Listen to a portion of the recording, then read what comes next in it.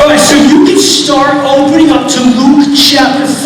We're going to be finishing up with the last part of Luke 5 and just jumping into Luke chapter 6. And we are in our Unveiling of the Messiah series. Now, in this passage, we're looking at Jesus as he engages with the Pharisees in several different ways, talking about fasting and praying. But as he's doing that, he's engaging with the idea of joy and rest and salvation. And if we're honest, those are some of the things that we desire most. Now, I desire joy. I like to find and experience joy. And I also like good rest. It's hard to come by these days. 5 kids take it out of you.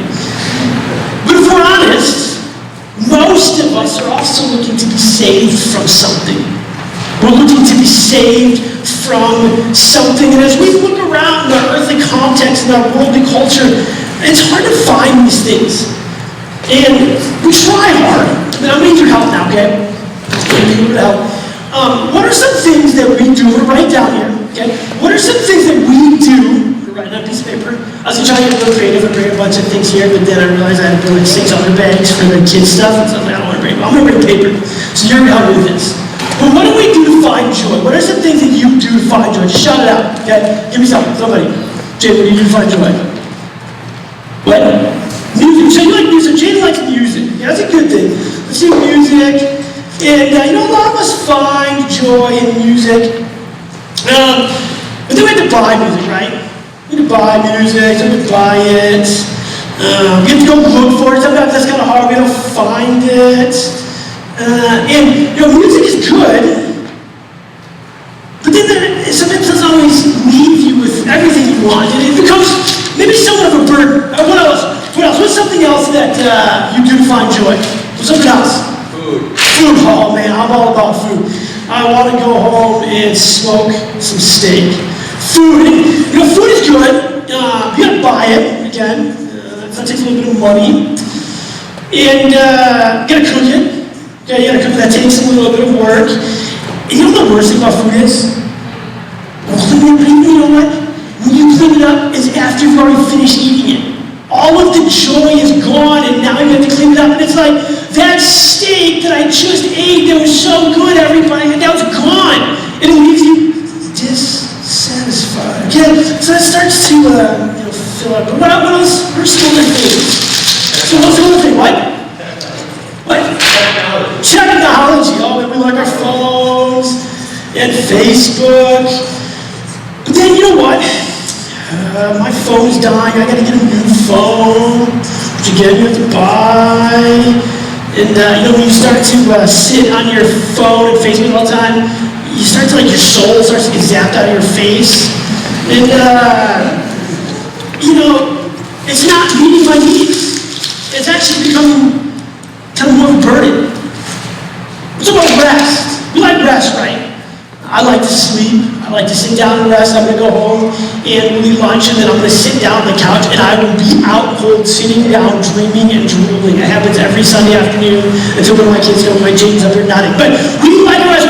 What are some things that we do to find rest? What are some things we do to find rest? Anybody? Sleep. Sleep is always something we want to do, but there's never enough of it. There's not enough. We miss out on life when we're sleeping. And I always wake up tired. I hate waking up, but I always wake up tired. And it never fills me quite as much as it should. What are some other things? What's some other things that I like to do? Coffee. Oh man, I'm a big coffee person. More than I ever should be. But then again, we run out of it. It costs money. You get that last cup of the last cup, you can't have any more that day, and it's just like, I'm out of coffee. It doesn't fully meet my rest. Well, what about vacation? I like vacations. I like good vacations, but then it takes time to plan it. It takes time and money, and it ends. And you wait too much, and then you're still tired at the end. What about salvation? What do you got for me, James? What do you like to do to rest? Do you take naps anymore? Do you sleep in? Sometimes you play video games? Video games? You play video games? But what are some things that we feel like we need to be saved from? Sometimes we need to be saved from boredom. I need to be saved from boredom. That takes a lot of work. I need to be saved from insignificance. I want to be significant in this life, and so I do all of these things to be significant, to make a difference. We need to be saved from insignificance. I need to be saved from hardship. Our life is full of hardship. A lot of you are in some of those seasons right now. We need to be saved from our sin. And you know what happens is we see all of these things that we need. And we see all these areas of joy and rest and salvation that we're like, we need those things. And we try, we fill our bag with lots of things that we think will give us that joy, that we think will provide us with that rest. But you know what, every time outside of Jesus, it actually doesn't ultimately fulfill. And you know what those become is, they actually become burdens. Because they require more, and more, and more, and we keep trying to this and that, and every time it doesn't meet it, every time it doesn't meet it, every time it doesn't meet it, and we end up walking with more, and more, and more burdens, because what we really need is not being met. And when we open up and go to Luke chapter 5, Jesus, I'm not going to preach this thing all day, Jesus is engaging with the Pharisees. You see, the Pharisees were religious leaders. They had been given God's law. They had been given God's word. And they were trying to use it to understand how to live their life. But instead of using it well, they just kept on adding to it and adding to it. And more burdens got piled on, and nobody could really get what they actually needed. You see, we need to be trading in our burdens. We need to be trading in our burdens for the joy and rest and salvation that's only found in Jesus. We need to be trading in our burdens for joy and rest that can only be found in Jesus. And that's exactly what Jesus is trying to teach the Pharisees this morning as we open up. And so, why don't you open up your Bibles to Luke chapter 5, and we're going to start in verse 33. It says, and they said to him, the disciples of John fast often and offer prayers, and so do the disciples of the Pharisees, but yours eat and drink. And Jesus said to them, can you make a wedding guest fast while the bridegroom is with them? The days will come when the bridegroom is taken away from them, and they will fast in those days. So the first thing that we start to see is that Jesus is the one who brings new joy. Jesus is the one that brings new joy. And it starts out right there, it says, and they. And so what he's talking about, the author of Luke, which is Luke, what Luke is talking about there is he's referring back to what just happened in the previous section, where Jesus and his disciples went out and hung out with Levi, or better known as Matthew. Matthew was a sinner and a tax collector. And they went to his house to have dinner, and they hung out with him. And the Pharisees, they didn't do that. And while Jesus' disciples were eating and drinking and having a good time, the followers of John the Baptist, the followers of the Pharisees, who this is referring to, it's kind of a group of these guys that are coming together to ask Jesus this. They're saying, well, Jesus, while your guys are hanging out with Matthew over here, we're fasting and praying. What's the deal? Come on, Jesus, what's going on? You see, and their time, fasting is a little bit different. Fasting means abstaining from food or eating.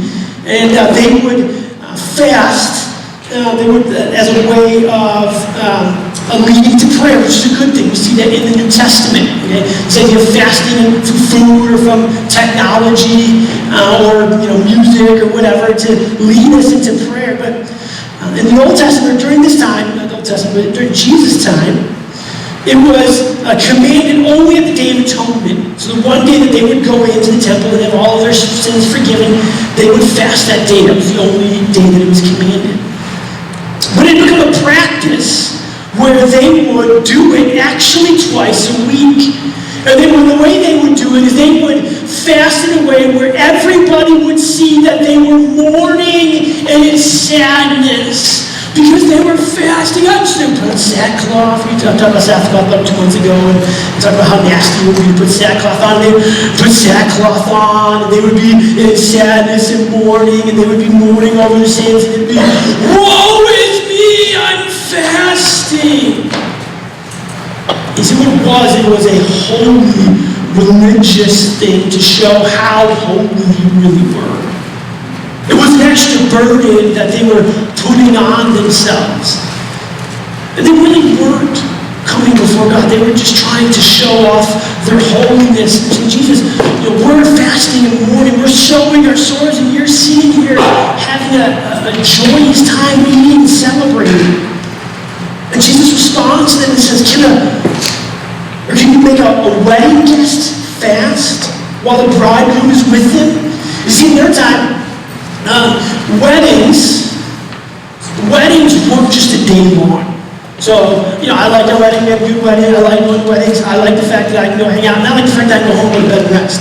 But their weddings were a week long, and they wouldn't go out to a honeymoon, but they would just have all their friends over, and they would come and eat and drink, and it was just a party and a good time, and it was just, they would take forever just hanging out and having a good time. It was a grand celebration with great joy, and the wedding guests that were closest into the bridegroom were basically guests of honor that were celebrating this joyous moment.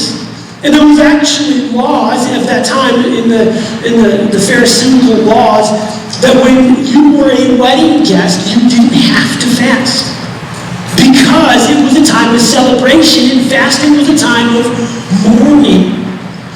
And what Jesus is telling us, listen, while I'm here, this is a time of celebration and joy.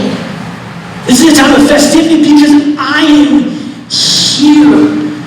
And while I am here, it's not a time to be mournful or sorrowful. It's a time to celebrate because God himself is here.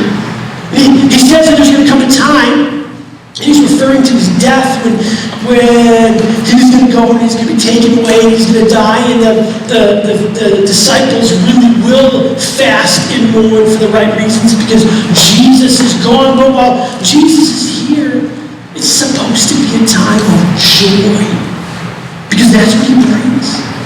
Jesus brings the joy. He goes on and he kind of backs this up a few more ways, that he's bringing a new type of joy, not something from the old, but something from the new. In verse 36, it says he also told them a parable. No one tears a piece from a new garment and puts it on the old garment. If he does, he will tear the new, and the piece of the new will not match the old. And he's kind of talking about like a garment or shirt you would put on. And there are times they would put these on as they would wash them and things like that. They would shrink a little bit. And, a lot of times, you ever paint your house? You paint your room. And then, 6 months later, one of your boys throws a Frisbee into one of the walls and puts a big hole in it. So then, this never happens in my house. And then you go and you plaster it, and then you go and get the same paint, and you put the same paint over it. It doesn't match! Why? Because one paint has sat on the wall for a while, the next paint has sat in the can for a while, and it doesn't match. It's the same idea here with this type of cloth. You say, when this cloth will start to wear out, you've been wearing the sun and washing it and things like that, and so you will cut a new piece of cloth and put it on the old piece of cloth that's not going to match. But not only that, it's not going to match, but the new piece of cloth is going to have a hole in it. So this doesn't make sense anyway whatsoever. The new doesn't go with the old. The new doesn't go with the old. And he keeps on this in verse 37. It says, no one puts new wine. Actually, I do go and explain this wine stuff. And no one puts new wine into an old wineskin. If he does, the new wine will burst the wineskin and it will be spilled, and the skins will be destroyed. But new wine must be put into old or new wineskins or fresh wineskins. And so, what they would, in their time, a wineskin was taken from like a goat. They would take it off and it would be partially tanned. So they would kind of wear it down and make it so it's partially leather. But they wouldn't do it fully. They would still leave it a little bit. So it has some elasticity. Am I saying that right? So it's not some elasticity. So when you would put the new wine into the wineskin, as it would continue to ferment and continue to bubble up, it would stretch. And it would allow it to stretch so that it wouldn't burst. And that would preserve the wine and allow it to be stored for a longer period of time. But if you want to take new wine and put it into a wineskin that already been used and already been stretched, the moment that it continues to ferment and give off gases, Mike thinks it's cool.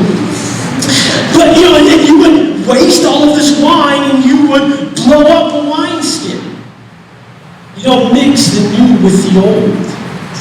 You see, what Jesus is trying to tell these people as they're asking about fasting, he said, listen, I am bringing a new joy, and it doesn't fit your old understanding. It doesn't fit in the old way of life. And God gave you this way of life, but I am coming to save you from that.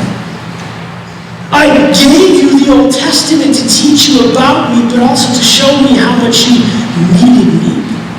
I am fulfilling that with something new, which is Jesus himself. And he finishes in verse 39, it says, no one after drinking old wine desires new, for he says, the old is good. That's kind of a parable. Basically meaning, if you just drink old wine, and a lot of people are like, oh, the old is good enough. I don't need the new. The old is good enough. I don't need to try the new thing. And Jesus said, you're missing out. Because the old way, the old judicial system just led to more and more burdens. It revealed your sin. And it showed you your need of God, but it also showed the nation of Israel that they really couldn't meet all of the needs. And you know what happened? It ended up being burdens. It ended up being burdens. And Jesus said, I am bringing a new joy. I am the bridegroom that you are going to come and celebrate with. I am bringing something new. As Christians, we should be living a joy-filled life. We should be living a joy-filled life. But so often, we get so caught up in the burdens of this earthly life that we lose our joy. The burdens of work. The burdens of keeping a family together.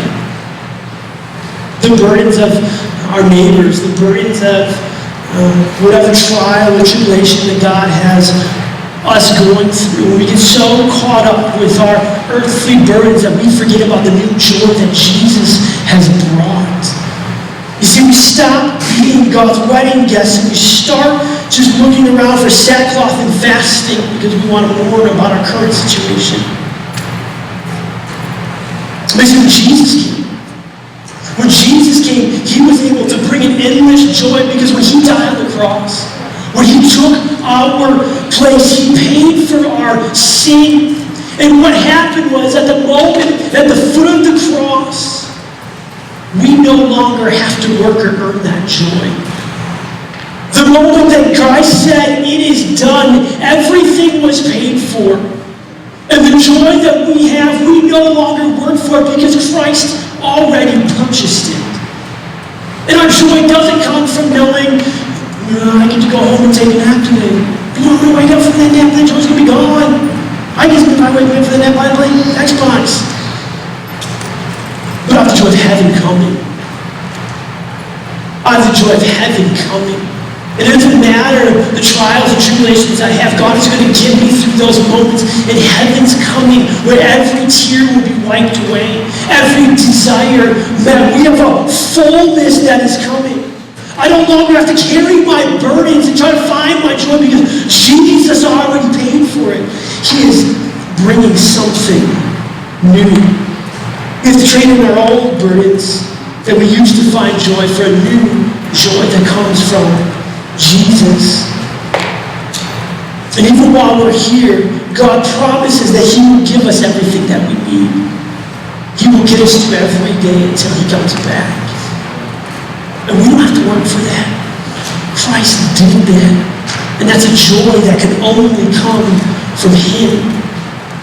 2, Jesus is our rest. Look at verse 1, starting in chapter 6. It says, on that Sabbath, while He was going through the grain fields, His disciples plucked and ate some heads of grain, rubbing them in their hand. But some of the Pharisees said, why are you doing this? It is not lawful for you to do on the Sabbath. And Jesus answered them, have you not heard what David did when he was hungry? He and those who were with him, how he entered the house of God and took and ate the bread of the presence, which is not lawful for any but the priest to eat, and also gave it to those who were with him. And he said to them, the Son of Man is the Lord of the Sabbath. Jesus is our rest. Now, Luke goes from talking about fasting to talking about the Sabbath. Talking about the Sabbath, and Jesus is showing His authority over a lot of these Old Testament laws that God had given His people. And the very first thing that we see in the next 2 sections of chapter 6, or the first 2 sections of chapter 6 is on the Sabbath, and then later on that Sabbath. Okay, Luke is trying to show us something. The Sabbath was a very important day. It actually has its grounding all the way back in creation. Genesis 2, verses 2 and 3 says, and on the 7th day, God finished His work that He had done, and He rested on the 7th day from all the work that He had done. So God blessed the 7th day and made it holy, because if God rested from all of His work that He had done in creation. But then later on in Exodus 20, when God is handing out the 10 Commandments, He stuffs them right back in there. He says, remember the Sabbath day to keep it holy. 6 days you shall labor and do all of your work, but on the 7th day is the Sabbath to the Lord your God. On it you shall not do any work for your sons and your daughter, and your male servant, or your female servant, or your livestock, or the sojourner who is with you, or within your gates. For in 6 days the Lord made heaven and earth and sea, and all that is in them, and rested on the 7th day. Therefore, the Lord blessed the Sabbath day and made it holy. You see, the Sabbath day was a big deal. The Sabbath day was a day that set the Jewish people apart from the rest of the world. You know, the rest of the world would continue to work and work and work and work and work and work and work and work, and they would try to get all of this and try to get all of that, and they did all of these things, but God commanded creation from the very beginning of time, and then His people in Exodus 20 to have a Sabbath rest.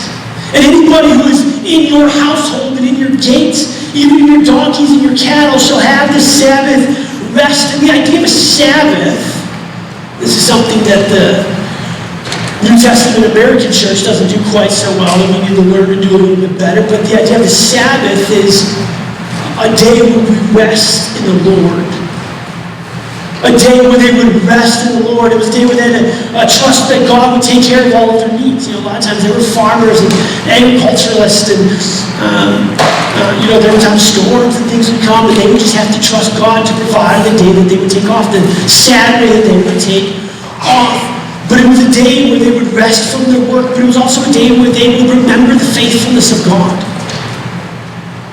Where they would remember the work that God had done in them, where they would set aside all of these things to find rest in God. And it was a very important day, as repeated multiple times. Because what the Pharisees did is they took the Sabbath rest, they took that day, and they then wrote a whole other book on all of the laws that people had to do to keep the Sabbath holy. Okay, they couldn't get up and walk, and then literally you couldn't take more than 8,000 steps or something like that. Like you could not take more than this. You had to count. So they didn't have all of their app counters or step counters. They literally counted every step. You couldn't do any work for any type of food. Everything you ate had to be prepared the day before. And you know what they did? They took a day of rest and added laws to it. They took a day that was supposed to be free of burdens and added burdens to it.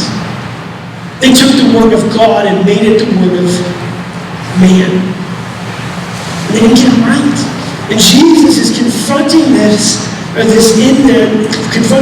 this passage.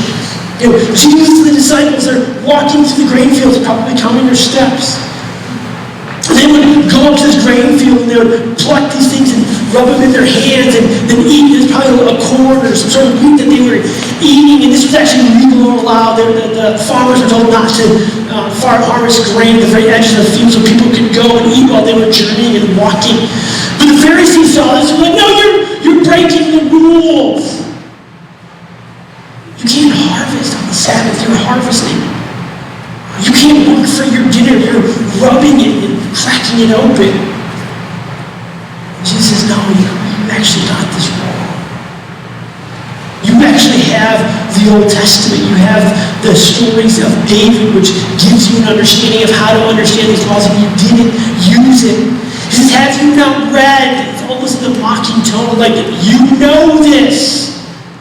You know the stories of David. He was one of the people you hold in such high esteem. Have you not read what David did when he was hungry? He and those who were with him, how he entered the house of God and took the bread of the presence. And the bread of the presence was a bread that was every couple of days changed in and out. And there were 12 loaves of the bread of the presence that were offered on the altar before God. It was a way of saying, God, here we go. Basically, here's your meal in a remembrance to God. And after the days were over, the priests weren't allowed to eat those. That was one of the portions that the priests were allowed to eat, but only the priests. They were the only ones allowed to eat that according to the ceremonial laws. But here in 1 Samuel chapter 21, David goes in there with his men, and he's fleeing from Saul. And he runs in and he goes to the priest of Ahimelech, and he asks for the bread. And this priest, the one who's called to uphold God's ceremonial law, instead of rejecting David because he saw how David was famished and that his people were hungry, he said, are you clean? He said, yeah, we are. We're ceremonially clean. And the priest gave him the bread. He gave him the bread. The priest broke the ceremonial law. And you see, what Jesus is doing is he's using this to set a precedent. Listen, these laws, they are meant to keep us ceremonial clean, but they're not meant to keep us from showing mercy. They're not meant to keep us from loving other people. How you apply the laws that I've given you, you've got it wrong. You've got it wrong. In fact, you've turned something that's supposed to be rest into something that's full of burdens. And then in verse 5, Jesus makes one of the greatest claims of all time. Is the Son of Man. It's the term that he uses to refer to himself as the Messiah when he's reviewing himself as the Messiah. He says the Son of Man is the Lord of the Sabbath. You see, the Pharisees understood that the Sabbath was given to them by God himself, both at the beginning of creation and in the Ten Commandments. They understood that this was from the very words of God, and when Jesus said that he was Lord of the Sabbath, he was claiming to be God. He said, I have jurisdiction over this. You see, you don't understand this, but I gave this law. I know what it's here for. I am the Lord of the Sabbath. Because what Jesus is telling them is he's not just Lord of the Sabbath, but ultimately, nobody else is actually going to be able to find a Sabbath rest without Jesus. The Pharisees themselves had the Old Testament law. God gave them everything they needed to know about their own sin, about what they needed to do to have a relationship with God. They had everything that we could earthly want. And then he's the application of it. They took what was supposed to provide rest and created burdens.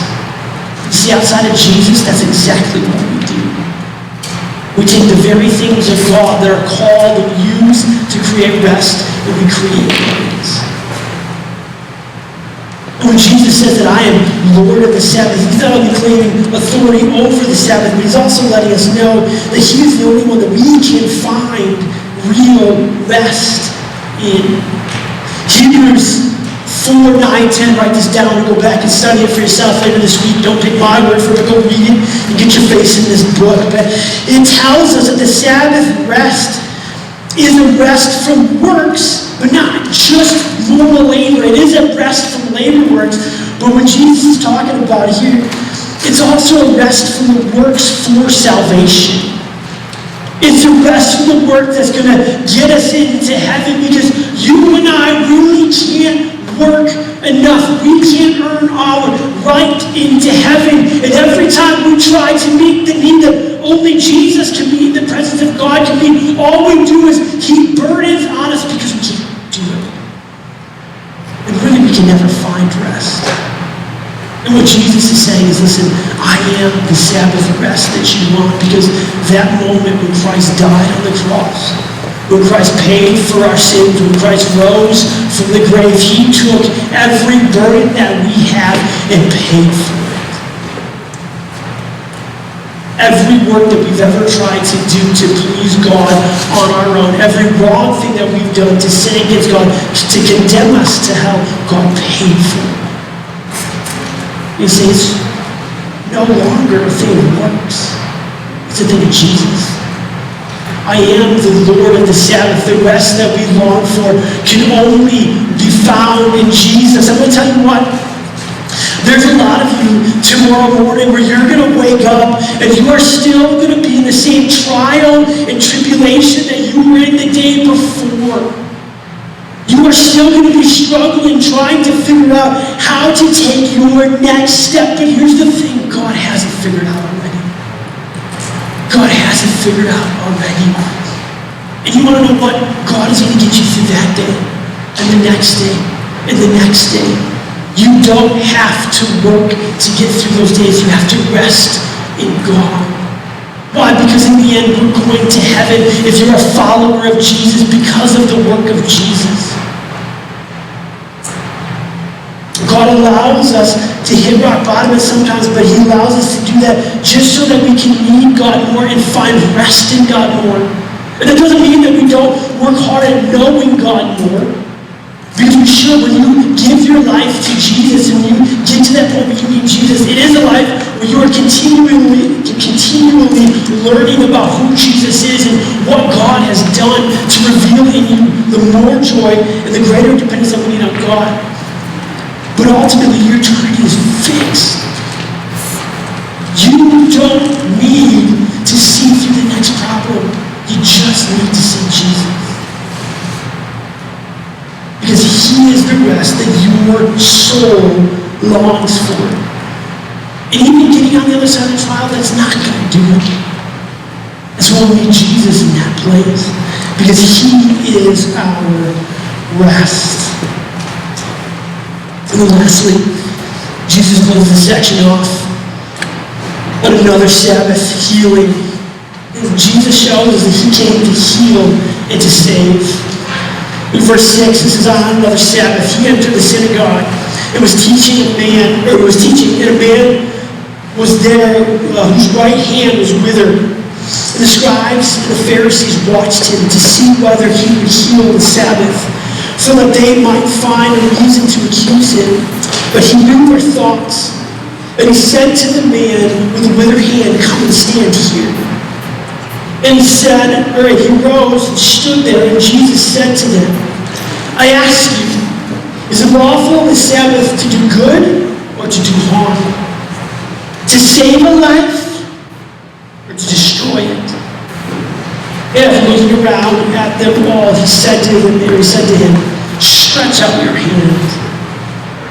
And he did so. His hand was restored, but they were filled with fury and discussed with one another what they might do to Jesus. See, Luke picks up here another Sabbath story, trying to make his point, showing that Jesus is the Lord of the Sabbath, and tying into the previous story. It says Jesus entered a synagogue and started teaching. This is his normal pattern. He would go in and teach on the kingdom of God. And while he was there was a man, and he gives us a very, very intimate description of it. It was his right hand that was withered. It was a doctor, giving those doctor details. But then he also tells us that the Pharisees were watching. They were watching Jesus. They wanted to trap Jesus. I'm not going to lie. Every time I read through the story, all I can think about is that little squid head in the Star Wars. It's a trap! Right? And that's all. Every time I think of that's what they're trying to do. A bunch of squid heads trying to trap Jesus. Yeah, right? Is that the calendar? What'd you say? Which one is it? What's his name? Admiral. That's all I can think about. But that's what they're trying to do. They're trying to trap Jesus. They don't care about the guy with the withered hands. They just want to catch Jesus. And Jesus understands and knows their thoughts. He is God. And so he deals with it right then and there. And he tells the man, stand up. Come here. Front and center, this guy walks forward. As he's walking forward, Jesus looks up and addresses the Pharisees. This isn't lawful according to your laws. According to the laws that are supposed to protect the Sabbath. Is it lawful to do good or to do harm? You see, at that time, you were only allowed to give out medical help on the Sabbath if it was in dire need. If they were about to die, you could give out medical help. But if you broke your arm, well, just stay there. We'll get you to sundown. All right? No, and Jesus says, no. Is it lawful to do good or to do harm? He's basically telling him, listen, if you have the ability to do good, if you have the ability to show mercy, to show loving kindness, and you withhold it, that is doing harm. It's not neutral, it's harmful. If you don't do the things that you can do in that moment, it is harmful if you withhold. He then goes even one step farther. He says, is it good to save a life or to destroy it? It's not just doing good and harm, to save or to destroy. And then Jesus has the man come over and he tells the man, stretch out your hand. Stretch out your hand. And it's like, God, can you just imagine this? He tells him to stretch out your hand, and all of a sudden, it's restored. It's restored. Here, I used to know. Charlotte, get over here. Get up, man. Come here, Charlotte. Okay, come here. Come on, Charlotte. This is Charlotte. Never knew Charlotte. Round of applause.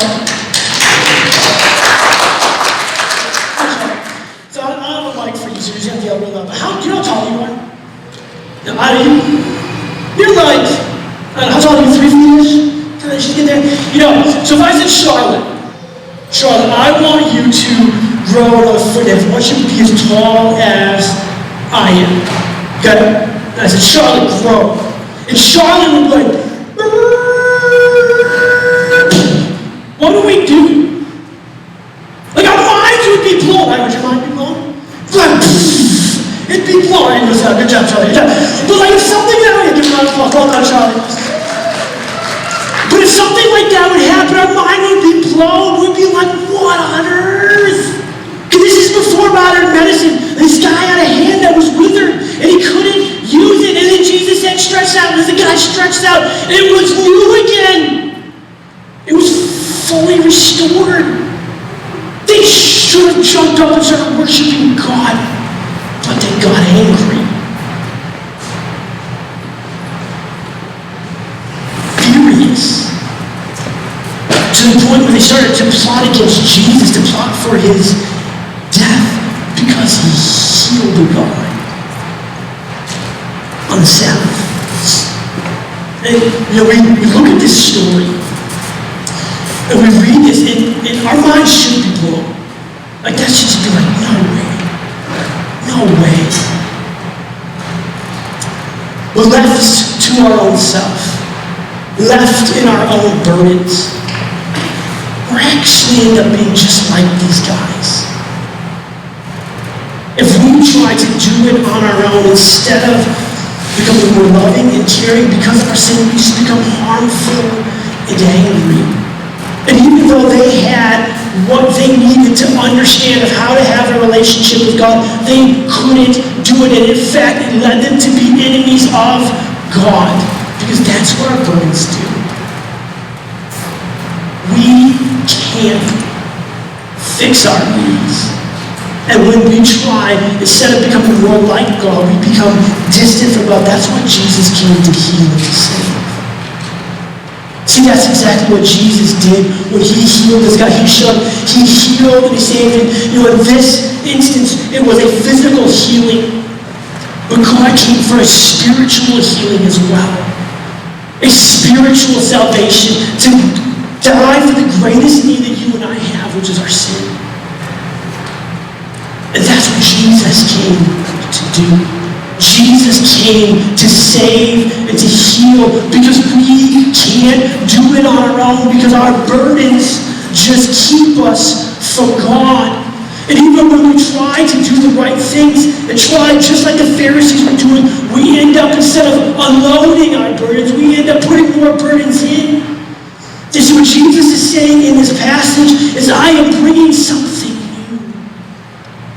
I am bringing the fullness of joy because it's me. The perfect and holy God is coming to be with us, to have a relationship with us. And every joy that we've been trying to use to fill our life is going to be washed away, and we can put it at the foot of the cross.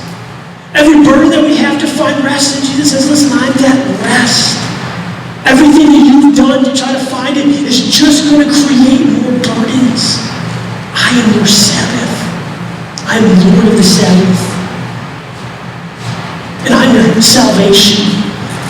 I have come to heal and save your soul. And you're heaven bound. You see, what Jesus is doing, what Jesus is teaching them is that this isn't something that we work for. This isn't something that we can just do. It's something that we have to accept. Something that Christ has already done. When we go to the foot of the cross and we say, God, I have nothing. But you have everything. Jesus wants to take your burdens. He wants you to find rest. And some of you might be seeing this room. You may have never have given your life over to our Lord Jesus Christ, and you feel like you are walking around full of burdens, and you've tried all of these things to find joy. You've tried all of these things to find rest. And you're trying to be saved from this or from that. It's not working. You need Jesus. He's the only thing that can fill your soul. He's the only thing that can set your eternity in heaven, where every need will be met and every tear wiped away. Have you found that? If not, you need Jesus. We're Christian. Some of us have been Christians for a long time. Some of us have put our burdens at the foot of the cross, and we're still walking this life. But do you live like it? Do you live like you have joy because Jesus is taking your burdens? Do you rest like Jesus has already completed the work that you need to complete? Do you trust Jesus for your salvation?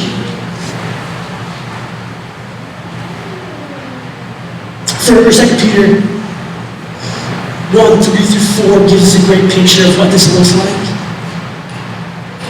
You write this one down, 2 Peter 1:3-4, and go back and study this all week long. It says, His divine power has been granted to us all things that pertain to life and godliness. He has granted us all things that we need to pertain to life and godliness. How? Through the knowledge of Him who called us to His own glory and excellence. To saving knowledge of Jesus Christ. We continually have to go back to knowing Jesus. Verse 4, by which He has granted to us the precious and very great promises, the promise of heaven, the promise of eternity with him, the promise that we can get through every day, not because of what we can do, not because of the joy I can find, not because of how I do rest, but because of Jesus' work, his completed work. So that through them we might become partakers of divine nature, having escaped the corruption of this world. Christian, we need to learn to drink deeply from the well of Jesus. We need to learn in our Bibles, it's not just a checklist, but it's coming before the throne of God, learning about the one who gave it all on our behalf, the one who says, give me your burdens and I will give you joy. Give me your burdens and I will give you rest. When we come daily before God's word, it's a feast. Drinking deeply from the well of Jesus. In our prayer time, it's not just a wants list. God does want to hear those things, but it's spending time with the Lord, communing with the God of all creation, believing that he has died for us and saved us, and even in our worst, he provides us the best. And even in our hardest times, he's given us a foundation to get us through. In your conversations, Jesus needs to be a healthy part of your conversations. When you're talking about the joy that he has given you, when you're talking about the rest that he has given you, you're talking about the heaven that's coming. You want to be an attractive Christian and drink deeply from the well of Jesus. And in your belief in God's promises. Christian, this week I would encourage you. Church, I would encourage you. Put your burdens at the foot of the cross. Find joy in Jesus. Long for heaven. Find rest in the power that God's going to give you to get to that day. Find rest in the understanding that your salvation is through God alone. And he's got that. And no matter what is going on, you will see Jesus in heaven. Why? Because he came to heal and to save.